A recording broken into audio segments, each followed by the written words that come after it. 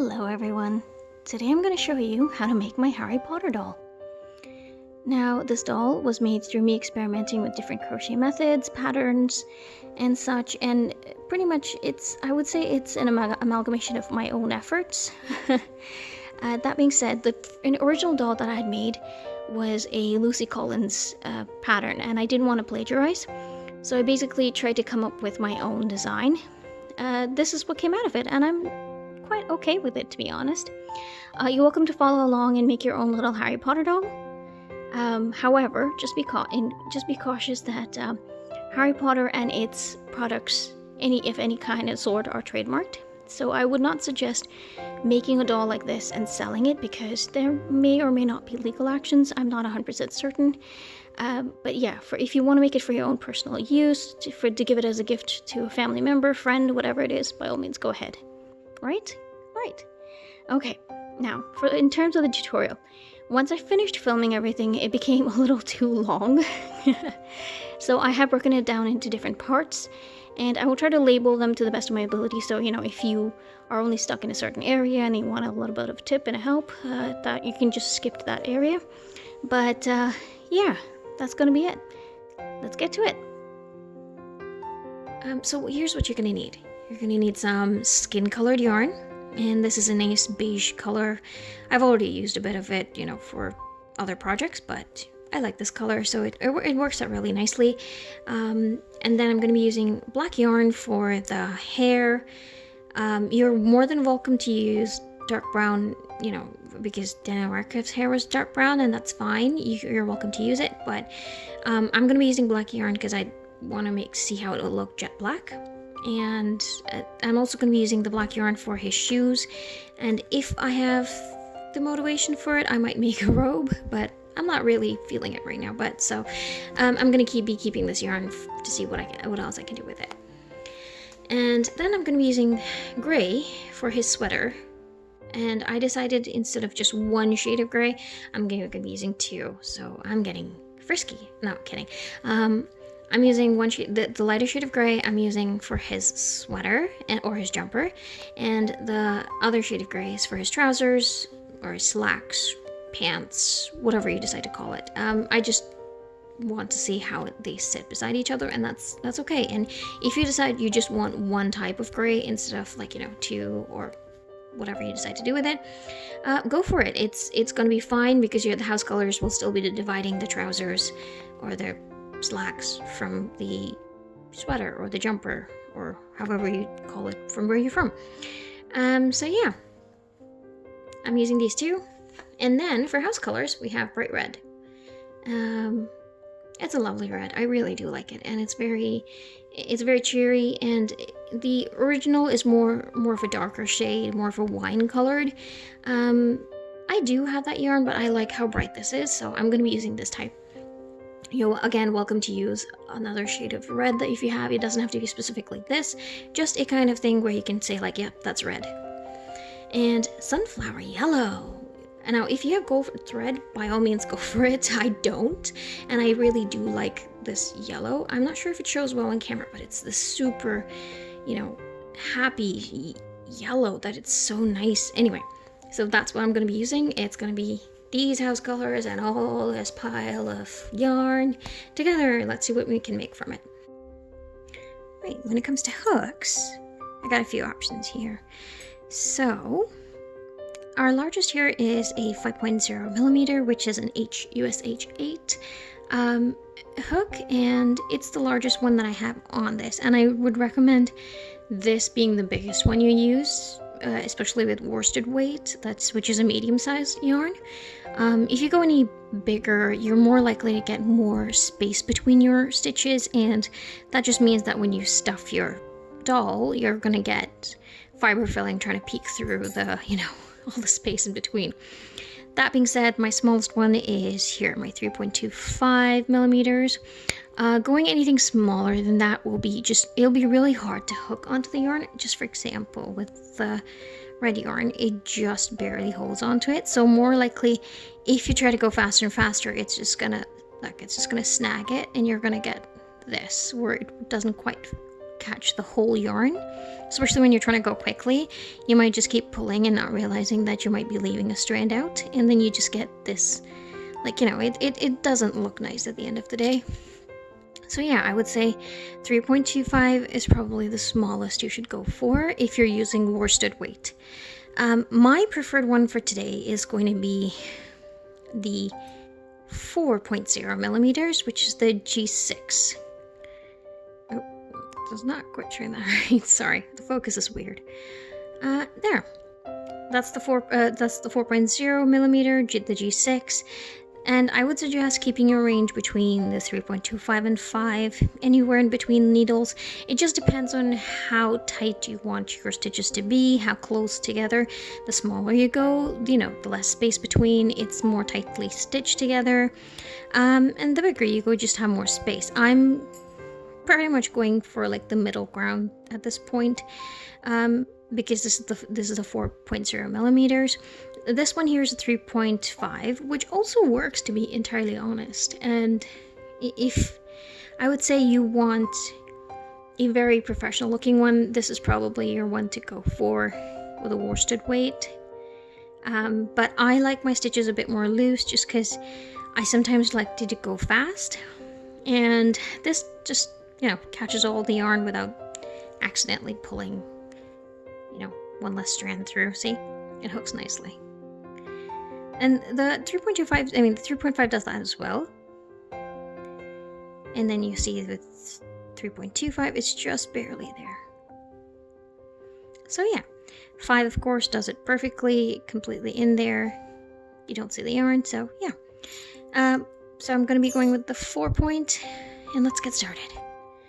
Right, to get started, we're going to need our black yarn, peekaboo, and our 4 millimeter crochet hook. Again, the focus. Alright, 4 millimeter crochet hook, which is a G6 for the US unit. And we're gonna get started. So we're gonna first make a slip knot. Yeah, slip knot. That's what it is. Slip knot. We're gonna make a slip knot. So holding your open end between your index and your thumb, pinch it, go over, under, and back over again. You show that again. Between your index and your thumb, over, under, and over again. And I'm just going to hold it in place with my ring finger because I'm going to lose it otherwise. Take your crochet hook, go under that first, strand there, over the second strand, and pull that through. Right, again, showing that to you one more time. When you have that X in place, you go under the first strand, peekaboo again, over the second, and pull that. As you're holding it with your hook right here, you take your fingers out of there, and now you can just pull it gently, and there's your slip stitch. Honest to goodness, there's probably an easier way of making a slip stitch. If there's a better way for you, but by all means, go ahead, use it. This is me. I somehow like to make my life more complicated than it needs to be, so this is the way I'm doing it. All right. Now, moving forward, sometimes I leave a long strand of yarn that is longer than this. I sometimes forget, and I start, chaining with this, and that means I come to the end of my project faster than I thought I would. That being said, I don't want that to happen. I hold my open end between my thumb and my ring and my middle finger. You can hold in this hand. Again, what works for you. Holding in this hand, my long strand of connected yarn is going to go under my over my index finger. I'm already losing my mind. Oh my god. Okay. Back to the project. Holding your open end between your thumb and your middle, the connected yarn over your index finger. We're going to be chaining 3 stitches. Is that how it is? Chaining 3 stitches? Chaining 3 loops. Chaining something. We're chaining. Okay, let's get to it. We're chaining. 1, 2, 3. Now, if you don't know how to chain, I'm going to show you how to do that. you got your, loop on your hook from when we did that little slip knot thing. From there, you put while you're holding your, connected yarn, put your hook under and pull it through that loop. Boop, that's your first chain. One more time, under and pull. One more time, under and pull. There you go. You have 1, 2, 3, 3 chains. Ta-da! Now, this is your establishing chain. And because we're going to be working continuously around this chain, and we're not going to be making any seam, so to speak, I'm going to need to put a stitch marker, because I'm going to lose my place, and if I do, I'm going to lose my mind. Alright. Whew, let's get back to it.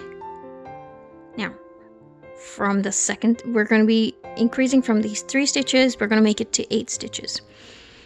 So, from your second chain from your hook, so we have 1, 2, 3, from your second chain from your hook, so that's 1, and then your second. I will admit, doing this with black yarn as a starting point is really hard to see the stitches, so let's just get into it, and I can show that to you again if you'd like it in a different video. Just let me know, and I'll give a better demonstration with maybe a brightly colored one where you can actually see what we're doing. Okay, again, second chain from the hook, which is here. That's your first chain here, that's your second chain here. Insert it from your second chain from your hook. Now, this is going to be a single crochet.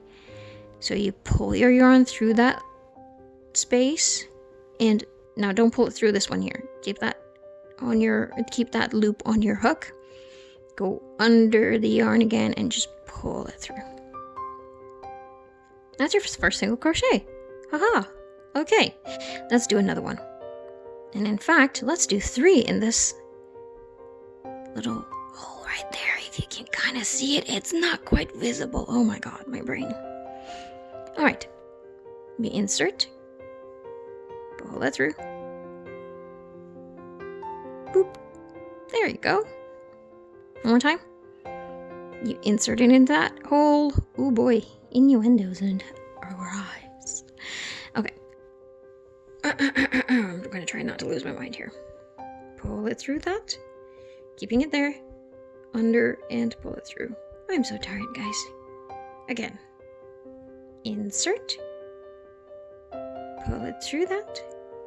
Got 2 loops there. Under and pull. There. We did it. No, I'm kidding. We haven't even gotten started yet. We have 1, 2, 3, 4. We have 4 single crochets on this side of our establishing chain. So now we have to go the other way around to make a full circle. Sort of. Sort of, yeah, kind of. Okay. Now, you still see that little hole there where you can kind of see my finger? Sort of, kind of, maybe. If this can focus properly. There, kind of. Okay. I'm really trying here. Okay, there, you see that little patch of skin that's peeking through? In that hole, we're gonna insert our hook again. Pull it through. You got 2 loops there. That's your single crochet on this side. Okay, now this is a big hole number, so we're gonna ignore that. We're actually gonna go into the difficult hole and try to put 3 single crochet stitches in there, because apparently I like to torture myself. So in here, go in, and you're gonna do 3 single crochets in this hole. So 1, 2, and 3. Aha! I somehow managed that. Now, what you should have is 1, 2, 3, 4, 5, 6, 7, and 8. 8 single crochets in this round. Now, because I sometimes forget, and I should probably remind myself more often to do it, I take my stitch marker off this previous stitch, because that was from the previous round. Take it off and add it to the new one, because, again, I'm gonna forget where I was before. And this is so much helpful. Oh my god. Okay, now, we had 3 stitches, we made it 8. We're gonna make them 12. I'm not really sure how we're multiplying these. I don't know what scale we're on. Let's just get into it. All right, we're gonna do 1, 2. These 2 stitches, we're gonna do single crochets in each. All right, and then 1, 2, 3. These 3 stitches, we're gonna do 2 single crochets in each stitch. And then, so that makes it 1, 2, 3, 4, 5, 6, 7, 8. And then 9, 10, and then 11, 12. So 12 stitches in total. You know what? That didn't make any sense coming out of my mouth, so I'll just show what I'm talking about. So your first stitch right there, your little V right there, you insert your hook, you make your single crochet in that first stitch from your hook. So that's 1. Next stitch, single crochet, 2. Okay, now here's the fun bit. Oh boy. So the next 3 stitches, so that's 1, 2, 3, we're going to do 2 single crochets in each stitch. So that means for each stitch you're going into, you got to do the single crochet 2 times. So 1, 2. And honest to goodness, guys, you think this is supposed to be a tutorial. It's just me counting out loud because I will forget what I'm doing. And next stitch. 1 and 2. Next one. 1 and 2. There. All right, we're almost there. Cool. All right. So the next 2 stitches, there's going to be single crochets in each stitch. 1 and 2. Now, this last stitch over here. You see that right last one there? This little loopy here, still sticking out. We're going to be doing 2 single crochet stitches in that stitch. Ready? Insert 1 and a 2. So, in total now, again, take this off, add it to your new one, you should have 12 stitches. So that's the base of your foot. Now, what you can do is you can add a little, a solid plastic piece at the bottom here just to help it stand. You can put some weights in there if you want your doll to be able to stand, and that makes it a little more complicated, and, I'm too lazy for that. So we're just going to make a soft squishy doll that I can probably put on my bed, have it sit down, but it won't stand. Right. So from here, we're going to do 1 single crochet all the way around. Ready? So that means in each stitch is going to be 1 single crochet. That means at the end of going all the way around, you should still only have 12 stitches on, this piece. Actually, you can kind of see the beginning of a foot, like this little curve that you get. And we're gonna build it up a bit, and then we're gonna close it in, cinch it over there, and then stuff it. Because we're not gonna stuff it now, because there's no way to work around the fiber fill while it's like this. So we're gonna go. If you'd like to make it, do you remember those Bratz dolls? Maybe that's too old school. I don't know. Anyway. If you remember those Bratz dolls, they had those big honking shoes. If you like to do that, you can just keep adding single crochets and make, the height bigger. I'm going to probably do just 1 more round of single crochet and then cinch it in.